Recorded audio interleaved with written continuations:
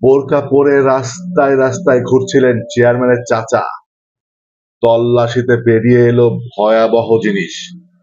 চলুন ঘটনার বিস্তারিত জেনে আসি। ঝিনাইদহের কালীগঞ্জ উপজেলার ১২ বাজার এলাকা থেকে বোরকা পরিহিত দেশীয় অস্ত্র সহ জালাল উদ্দিন নামে এক ব্যক্তিকে আটক করেছে পুলিশ। এ সময় তার কাছ থেকে একটি ধারালো বিশাল বড় একটি ছোরা উদ্ধার করা হয়েছে। দুপুর ২টার দিকে ১২ বাজার মাধ্যমিক বিদ্যালয়ের সামনে থেকে তাকে আটক করা হয়। আটক জালাল উদ্দিন যশোর জেলার কোতোয়ালী থানার আন্দুলপোতা গ্রামের আব্দুর রশিদের ছেলে। সে যশোরের লেবুতলা ইউনিয়ন পরিষদের আওয়ামী লীগের সাবেক চেয়ারম্যান মিলন হোসেনের চাচা। স্থানীয়রা জানায়, দুপুরে কালো রঙের বোরকা পরে ১২ বাজার মাধ্যমিক বিদ্যালয়ের সামনে ঘোরাঘুরি করছিল সে।